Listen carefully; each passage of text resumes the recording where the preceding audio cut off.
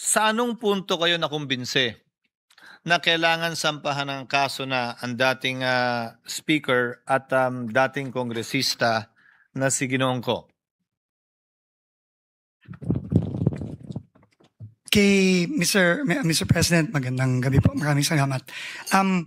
Kay former Congressman Zaldico po, ito po ay unang refer na ng ICI at ng DPWH nung, kung di ako nagkakamali po, end of September or a few weeks after mabuo ang ICI, nag-refer po kami sa Ombudsman, Office of the Ombudsman ng referral to file cases on the projects in Oriental Mindoro involving SunWest Corporation.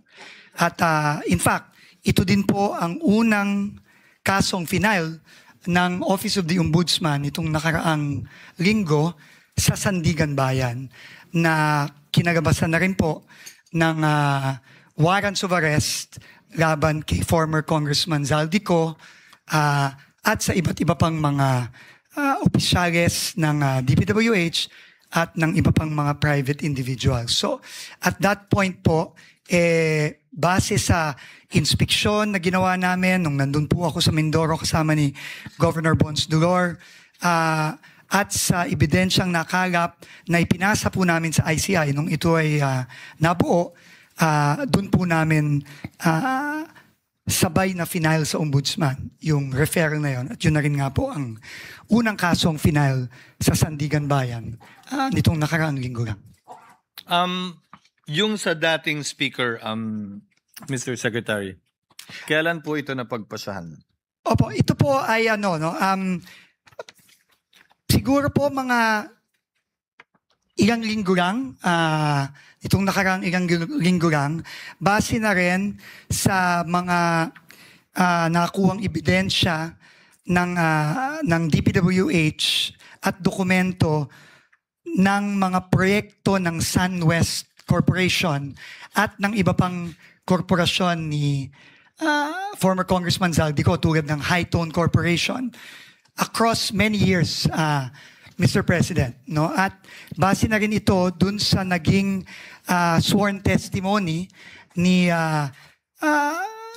Sergeant Gutesa dito sa Senate Blue Ribbon hearing. At base po doon, sinamit po namin yon as facts sa Office of the Ombudsman kasama ng ICI, kasama na rin po nung mga interviews ng ICI kay former Speaker Romualdez, at yun po ang naging basihan nung aming mga rekomendasyon na isinumiti po namin sa Ombudsman nung Biyernes. At ang kabuuang halaga po nito ay? Sa aking pagkakaalam ko po, no, ang total from 2016 to 2025 ay mahigit 100 bilyong piso po sa between SunWest Corporation and High Tone Corporation. Sinama bilang bahagi ng mga ebidensya ang affidavit ni Gutesa o Orly Gutesa. Sa kabila ng pagkakaroon nito ng problema o issue sa notaryo o pagnotaryo na lumabas sa pagdinig ng Senado at gayon din ng mga newspaper reports. Totoo nga po bang kasama ito? Kasama po. Kasama po ito dun sa facts o datos na ipinasa namin sa Ombudsman nung Biyernes.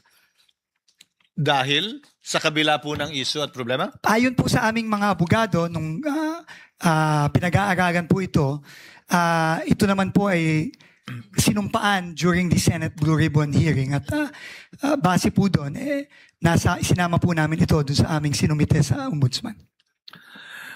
Bilang panghuling katanungan, Mr. Secretary, di po kaila sa publiko ang relasyon ng dating speaker sa Pangulo. May naramdaman po ba kayong anumang pangamba o pagdadalawang isip kaugnay sa ginawa po ninyong paghahain ng kasong ito?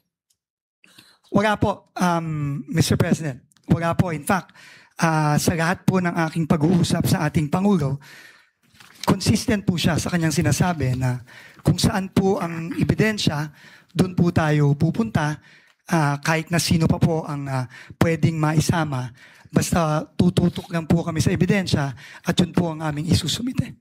Nais ko pong ilagay sa tala ng Senado na binabati ko po ang administrasyon dahil sa hindi sila sumunod o nagpadala sa anumang script o sarsuela para magkaroon ng diversyon at ilihis ang tunay na mga salarin. Tulad ng nasabi ko po, no, ako ay huling tumayo at nagsalita dito sa Senado. Ayon mismo kay Secretary Dizon, wala silang sinundang script at base sa kautusan ng Pangulo, sinundan lamang nila kung saan sila dinadala ng ebidensya. At dahil nga dito, sinampahan na po sina Co, Romualdez, Alcantara, Bernardo, Hernandez at iba pa. Alam kong naging hindi madali ang desisyon ito para sa Pangulong Marcos nang malaman niyang posibleng sangkot ang kanyang pinsan dito sa isyong ito. Subalit, Ginoong Pangulo, nais ko pa rin sabihin na binabati ko ang sigasig ng Pangulo na panagutin ang mga tunay na dapat managot at pagtutol niya sa anumang diversyon dahil madami ng mga inosenteng tao na dadamay sa tangkang paglilihis na ito.